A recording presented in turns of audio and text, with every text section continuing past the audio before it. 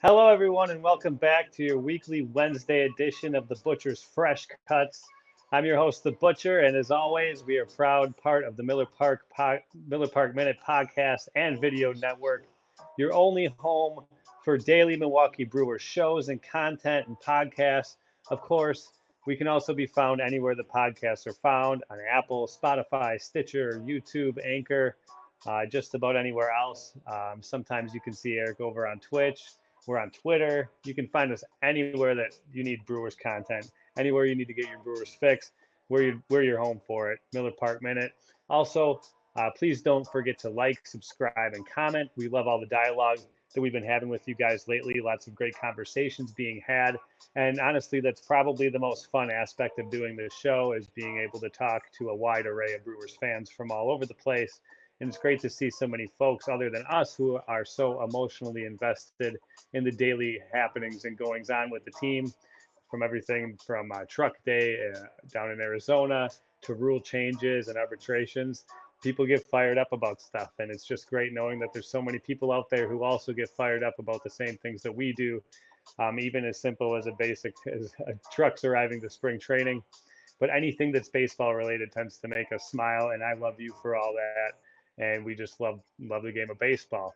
Anyways, as we move on to the butcher's shop, what we like to do here on Butcher's Fresh Cuts is we like to take a hot topic that's been happening in the world's greatest game, and we like to throw it up on my butcher's block and tear into the fleshy parts of the topic and cut it up real fine so that we can fully understand the topic through and through and see it from every angle. Here at the Butcher means we would be sticking on one topic all day long or throughout the entire show and really spending time going into every aspect of that. Today, however, is going to be a little different as I'm running a special on the hot stuff here in the butcher shop, hot takes and fresh news that's going on in today's game. Today, I'll be going over a number of different things between the Brewers, Major League Baseball, and the World Baseball Classic as we approach all three of those things coming up in full swing within this month. And as always, I will only be giving you the finest USDA choice fresh cuts, and I'll be leaving you full and satisfied. So let's all get into it. First, I'd like to talk about the World Baseball Classic. You may have seen my video from about a month ago where I went over each team's roster as it stood back then. And then I gave you a little history on the event as well. Since I did that a month ago, I won't get into that much detail here today again. However, the event does start tonight, and actually, as we speak, the Netherlands are facing Cuba, or going up against Colombia, I'm sorry, to begin pool play. And that's kind of exciting, and I'm happy to watch that right when I get done here. I'm recording this as at 10 o'clock as the play begins. But also, much has changed since I did that video a month ago, at least in terms of rosters. So I want to talk about some of that stuff. So for Team USA, there have been a number of dudes who had originally committed to play in this year's Classic, but due to injury reasons, team concerns, or failure really just to obtain insurance for the tournament, that's kind of what happens.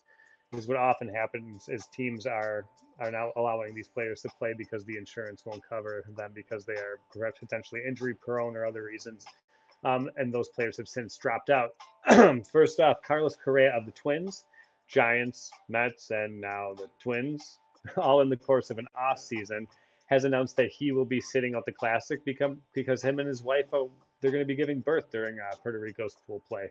So very soon here, Carlos Correa is going to be a daddy. So excited for him. That's why he's going to be sitting out the Classic this year. My favorite American League pitcher, the Yankees' nasty Nestor Cortez, will also be missing out of the World Baseball Classic for Team USA this year as he tweaked his hamstring again about 3 weeks ago.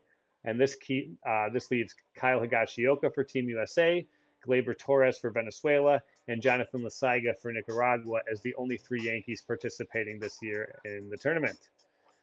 Cubs breakout star outfielder Seiya Suzuki, who was a lock for Team Japan, has also officially withdrawn from this year's Classic while he deals with a left oblique injury. Hopefully he can be ready for the season. The guy is truly a joy to watch. Some of these Japanese ball players, when they come to America, they're just really fun to watch, and I just love to see it. He's one of those guys who just fulfills that for me, and he's bulked up a ton in the off season. He's ready to put out that power stroke for the Cubbies, so he's going to have to be holding off. for the Cubs season this year. He's not going to be playing in the Classic for Team Japan. Vladimir Guerrero Jr., who was committed to play with the Dominican Republic, felt some discomfort in his right knee last week, which will keep him out of the Classic, more as a precautionary move for the Blue Jays. But it actually just came out today that he will play, or he says that he wants to play in the second round. I think it's in the second round after pool play is over in the semifinals or whatever. He said that he will be available to play if there's an injury. I highly doubt that that's going to happen. I think you want to save Vladdy. He's one of the top young batters. He's one of the top young mashers in all of baseball. He's really, he's a guy you'd want to save at this point, especially if there's any concern for the guy, because the Blue Jays, they want to get that pennant. They want to win the AL East. They're in a really tough competition division in the AL East with the Yankees and the Blue Jays, and even the Orioles, who have been on the come up. They won a shit ton of games last year, and they plan on probably winning more this year. Fortunately for the Dominican Republic, they still have a roster loaded with talent, including Manny Machado, Juan Soto, Wander Franco, and Rafi Devers. They're not going to have any problems anyways. So, and many have them as the favorite to win the entire Classic, the whole tournament. Players reported to their World Baseball Classic teams this week, and overall on social media, there's been amazing content coming out all over the place. From images of Team Dominican Republic on their team plane to Shohei Ohtani crushing homers from one knee out in Japan. There's all kinds of awesome images popping up, and I'm here for all of it. It's been fantastic, and I truly believe this event is going to gain a lot of interest this time around, just like it did back in 2017. And I want this to become an event that's as lauded over as the World Cup, as this year is going to be a nice big step in that direction, I think. One image that also came out today was that Mookie Betts was taking grounders back at second base. As some of you may know, Mookie came up as an infielder, primarily playing at second base, and he was drafted as such by the Red Sox back in 2011. He's also one of my favorite ball players. He still does make an occasional appearance at second for the Dodgers, but he's been primarily an outfielder since 2014, and he's won 6 Gold Gloves since he moved to the outfield as a primary role. So I would say that's been working out. But with Jeff McNeil of the Mets as the lone second baseman on Team USA's roster, Mookie has been made as the prime candidate to help out at second base for Team USA. Even Mark DeRosa, the Team USA manager, has kind of backed that up, and he said, in fact, that he would be doing some time over at second base, which I think it's going to be a lot of fun to see Mookie Betts turning a double plays with the likes of, Tim Anderson or Trey Turner, tossing it over to Pete Alonso or Paul Goldschmidt. I mean, just fantasy baseball video game type stuff. Amazing, just amazing. Also, that in that image I mentioned of Mookie Betts taking grounders at second base, he was throwing over to first in those practice images to none other than Ken Griffey Jr. He was throwing to the kid himself. That's right. Mookie freaking Betts was taking ground balls at second base and throwing it over to Ken Griffey Jr. Griffey is, of course, Team USA's hitting coach.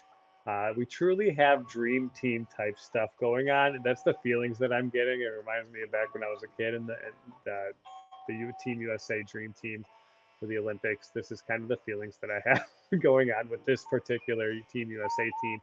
And just watching these other teams from around the world, it's like their version of their dream teams.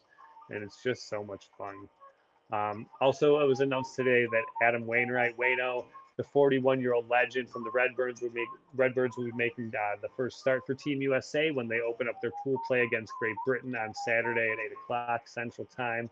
Pretty awesome for Waino. It's his second time, I believe, in the Classic. He was there in 2017. It's figured that Nick Martinez from the Padres will start the second game of pool play against Mexico on Sunday. Likely Lance Lynn from the Southsiders will be making the start against Canada on Monday. And another Cardinal, Miles Michaelis, who will likely be getting the nod on Wednesday against Colombia. Hopefully, each of these guys will fare well and get more appearances as the tournament goes on, and the Team USA comes home with another trophy. Our pitching staff is not the best in the Classic this year. In fact, I'd say it's probably third best. The DR, I think by far, has the best pitching staff, featuring Cy Young winner Sandy Alcantara, Framber Valdez from the Houston Astros, also Christian Javier from the Astros. Our boy Freddie Peralta is on that DR team, and Manuel Clase, just to name a few of those pitchers. Japan also has some insane pitching that, of course, features Shohei Ohtani and some guys that we don't really know too much about here, but they're certainly going to throw hitters off. Even Team Venezuela has some great pitching on their staff, so it'll be interesting to see how these staffs shape up as play goes on. Like I said earlier, pool play begins, well, last night, I would say, because it's Wednesday morning as this airs.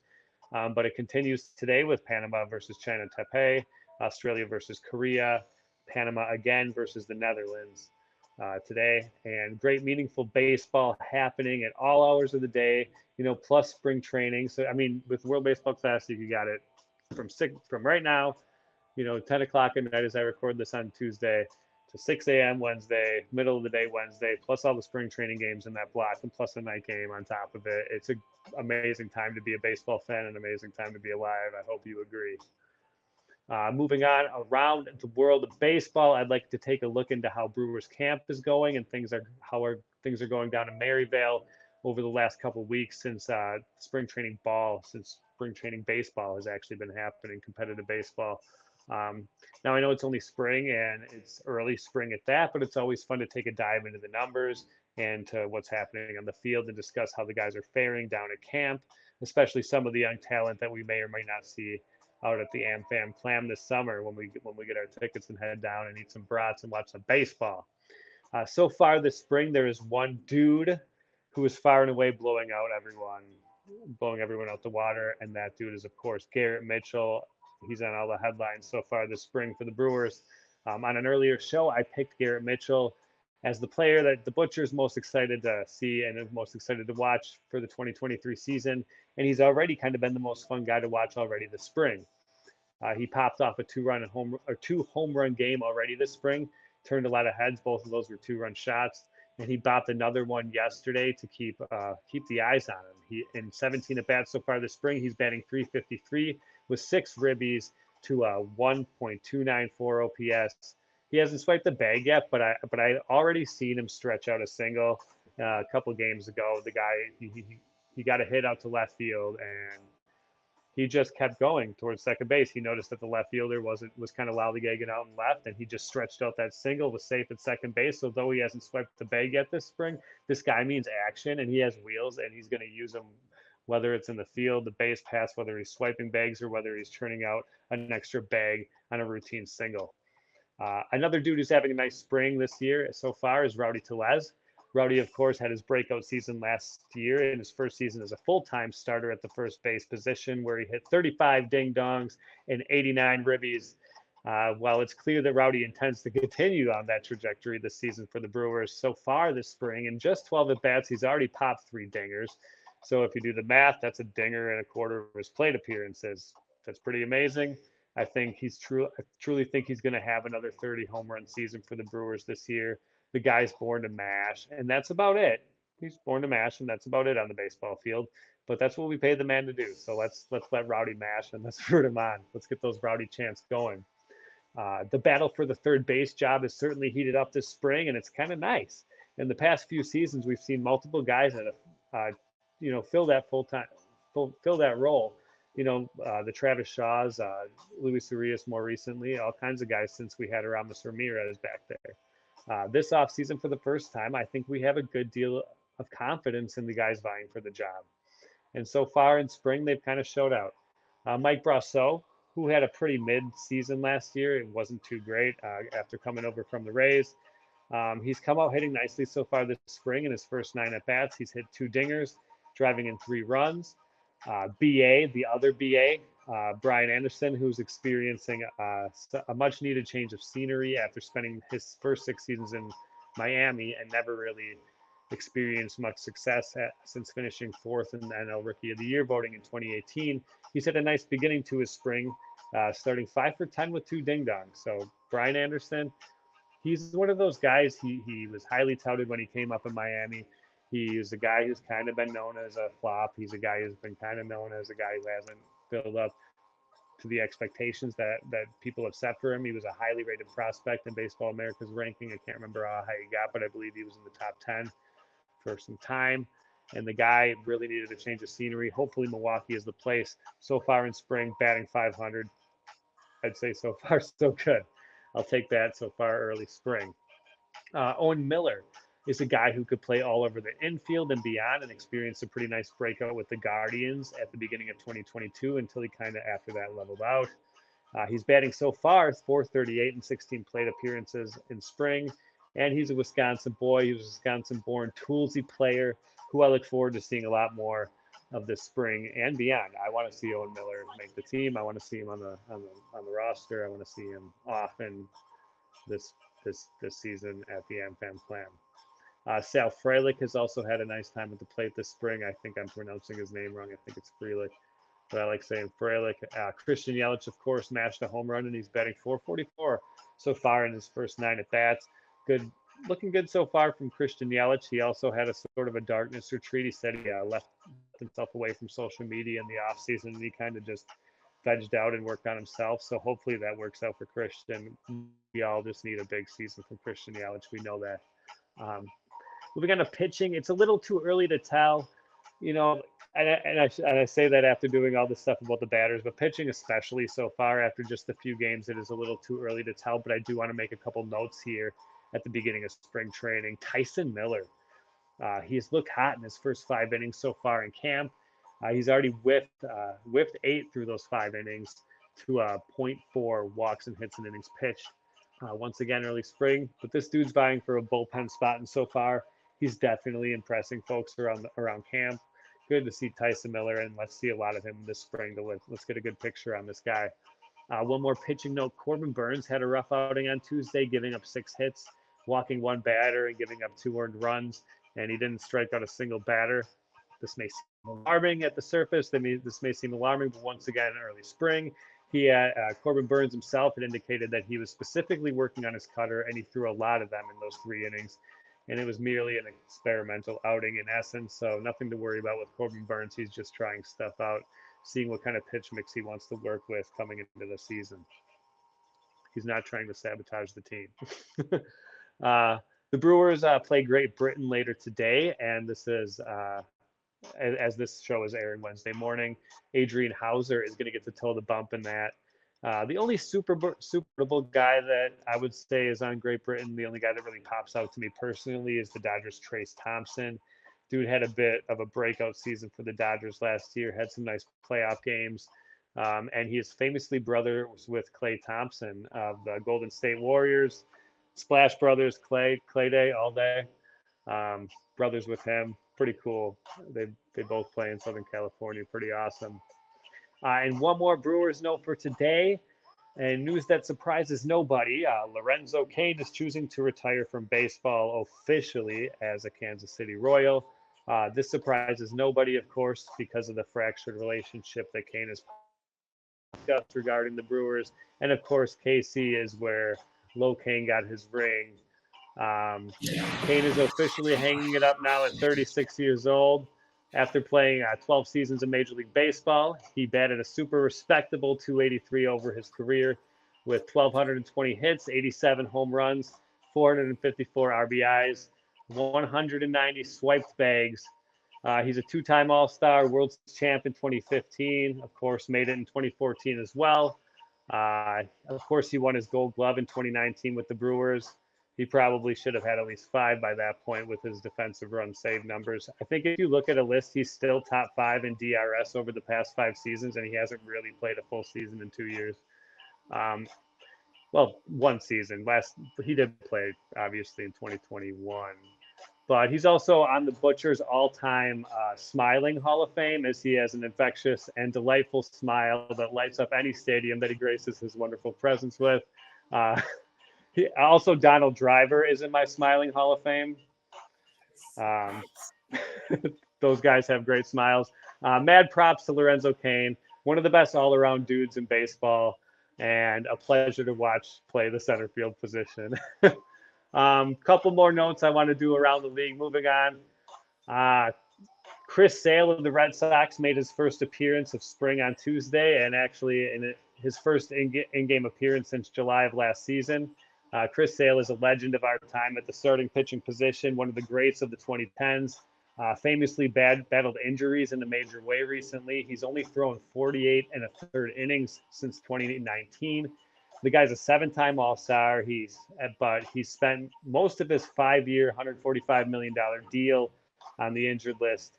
He did hit 96 on the radar gun on Tuesday, and he got through 2 innings of work. Very nice sign for the Red Sox, who I think are in for a long and painful season. Of course, they already lost Trevor Story and half the good players on their roster. Shohei Ohtani is the greatest athlete of all time. He hit 2 home runs in an exhibition game the other day in Japan, one of them off his knee. I want to mention is 20-year-old Jason Dominguez of the Yankees. This guy is going to be the next Aaron Judge, but he does it from the other side of the plate. He's a lefty, and he hits balls just as far as Judge. They call him El Marciano or the Martian. And when he was just 16 years old, the Yankees signed him out of the Dominican Republic, and they gave him $5 million as a bonus at 16 years old. So when he was 16, he was a millionaire 5 times over, and I was getting kicked out of high school. So Jason Dominguez, he's going to be a star. Keep an eye out for him. That's a guarantee. One other note I want to make, Mike Moustakas is a Rocky. I'm sure we all saw that. And that's minor league deal, I believe. And with that, I'll welcome in the host with the most, the great, the powerful, Eric Agnew of the Miller Park Minute. What's going on? What's going on, buddy?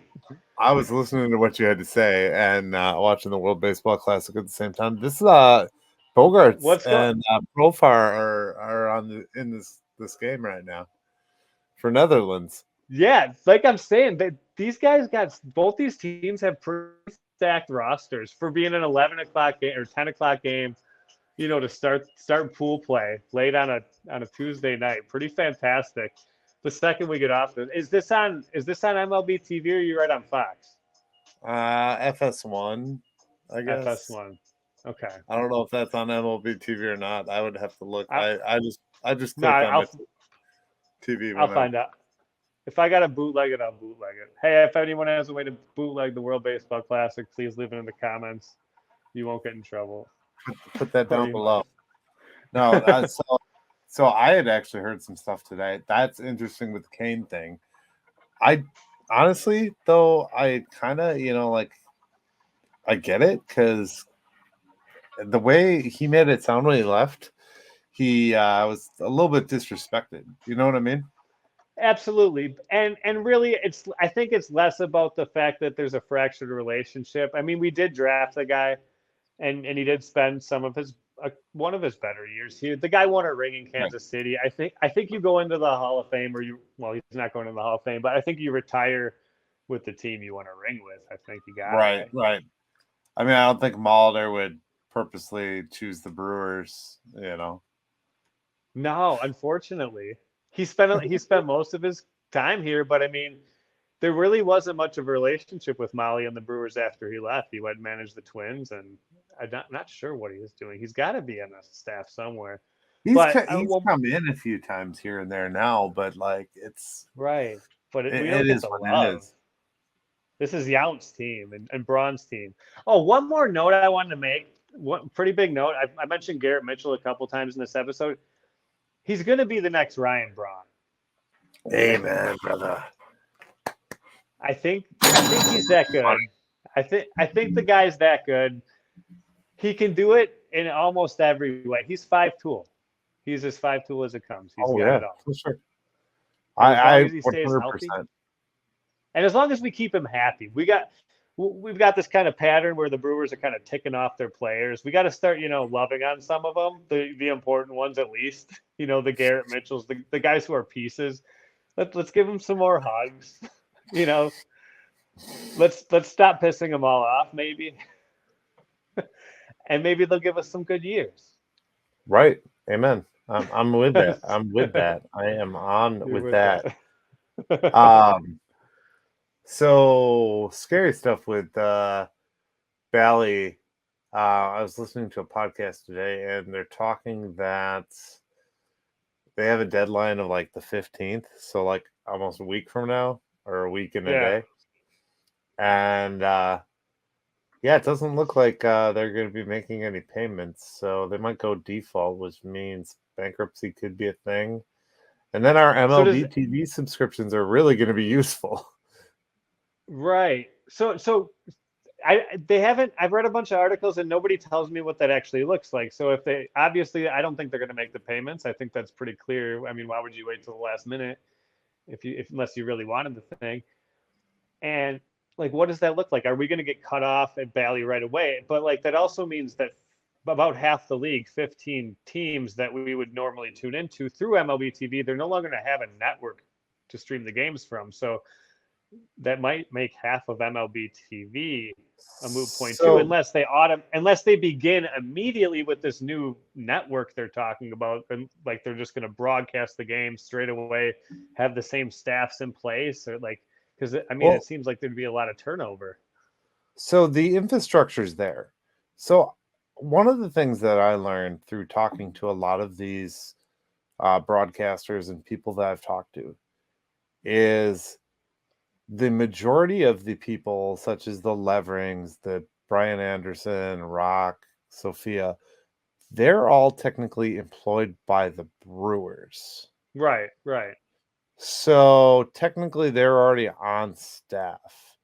So Bally is just a means. Now guys like Vinny Rottino and Tim Dillard, excuse me, are Brewers employees of slash Bally employees. right, So it's weird. There's like a weird gray area there. But like all the camera equipment and stuff like that, that's like there. So when right, they do true. I those think webcast games and stuff like that, the only time outside cameras are brought into American Family Field is like Apple brings all their own stuff. Otherwise, right, that stuff is all there. So technically, if MLB took over, I would think they would just broadcast like they do. I don't know if you remember. Well, like they do them in spring training every now and again when it's just on the internet, or like when they did those scrimmage games between Blue and Gray or whatever they were calling it back in yeah, 2020 yeah, when the COVID yeah, season. So right, they use the internal cameras and they just, they'll still use the booth and everything like that. It's just different. So what I would right. think is MLB would send in or hire guys that are already part of the Milwaukee organization, the Ben cameramen, and just roll tape with the existing people that they already have because the infrastructure is all there. Right. I think like the Tim Dillard thing kind of works like where pre and post game, that's property of Bally Sports.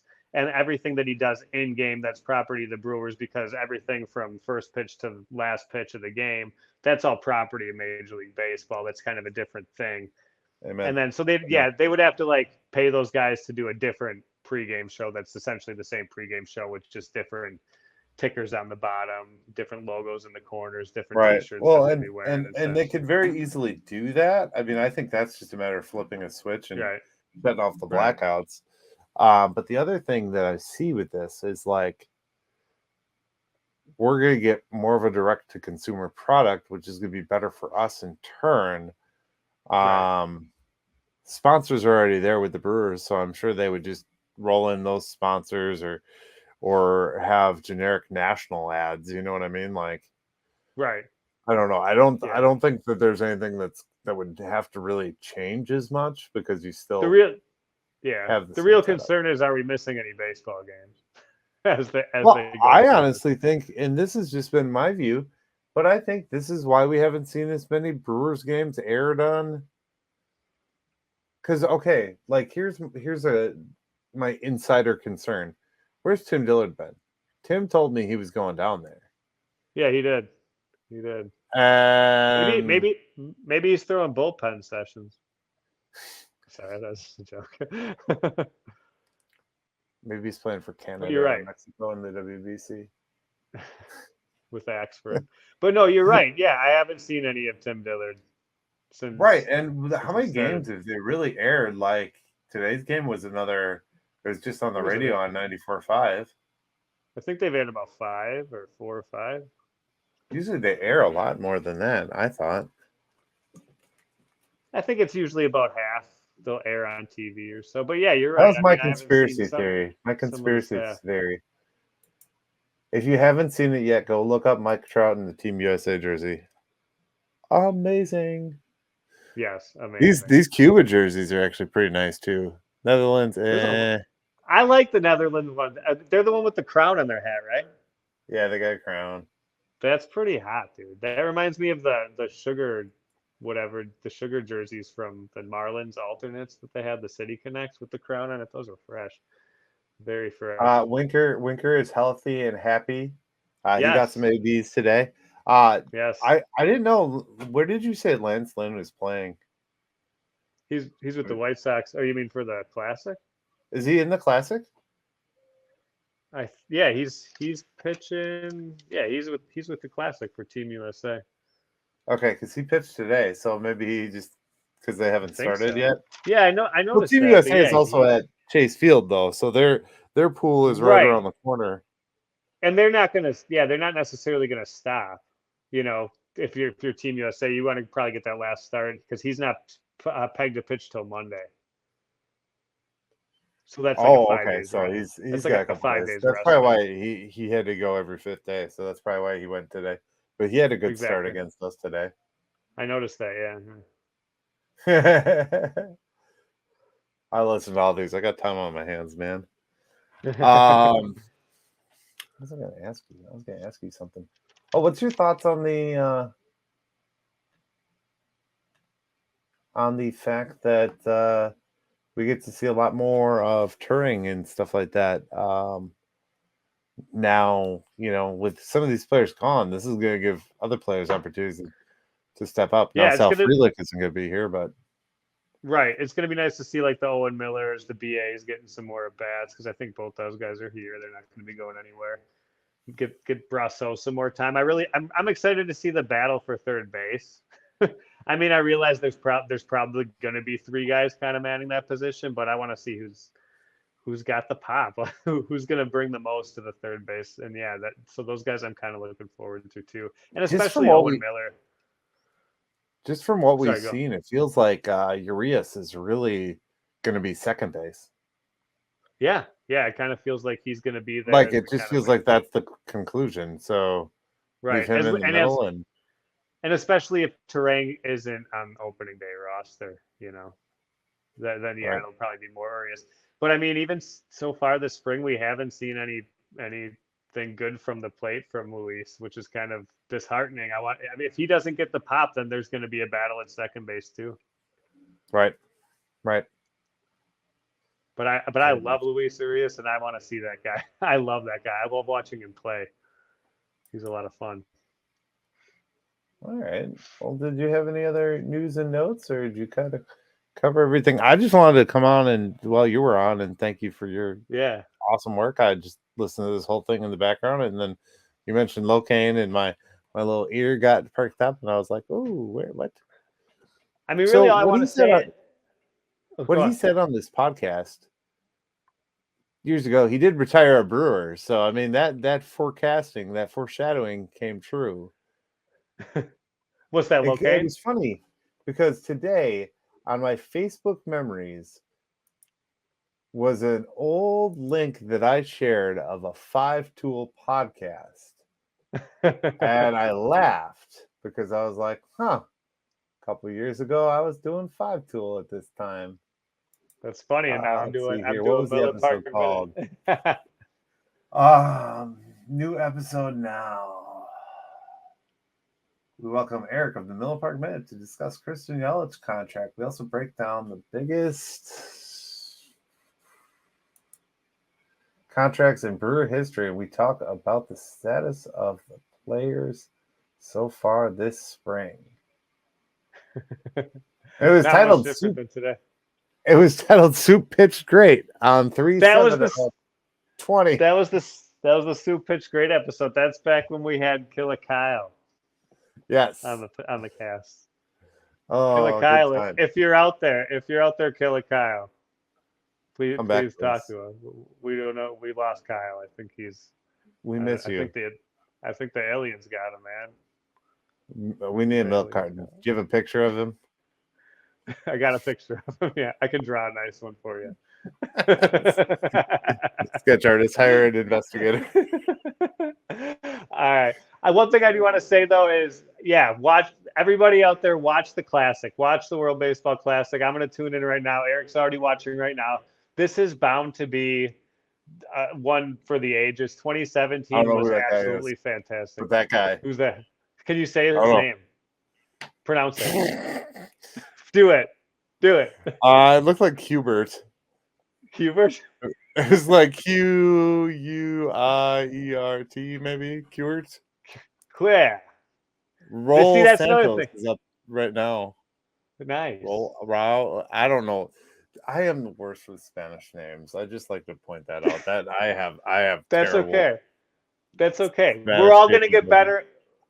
That's the thing about the Classic, though, is if you're bad at Spanish, well, someone else is going to be bad at Netherlands. Like we're all bad at one of the 20. So there's we're all going to learn something this Classic. We're all going to learn new names. We're all going to, and not just names and players, but we're going to see pitchers pitching differently than we've ever seen. We're going to see strategies that are different than we're used to seeing in Major League Baseball. We're going to see all kinds of different things, and that's the beauty of it. It's the world coming together to play baseball, and we're going to see it at its highest form. It's going to be great. Let's make this thing as big as the World Cup. It's going to be amazing. Everybody tune into the Classic. And that's another thing. We get a game right now in the middle of the night. Tomorrow we're going to have a game at 6 a.m. There's going to be spring training games all day. There's going to be a Classic game in the middle of the day, a game at night. There's constant baseball. It's a great time to be alive. It's a great time to be a baseball fan. This is awesome. And it's all ramping up to the great 2023 season where the Brewers win the pennant. What? Can't say more than that. You just that's all there is to it. That's all there is to it. Oh, well, and Sue pitched great. Jonathan Scope is up to bat, or is about to be. I gotta tune in. Okay, I gotta see this. All right, all right. Don't widen the plate. Bye. Bye.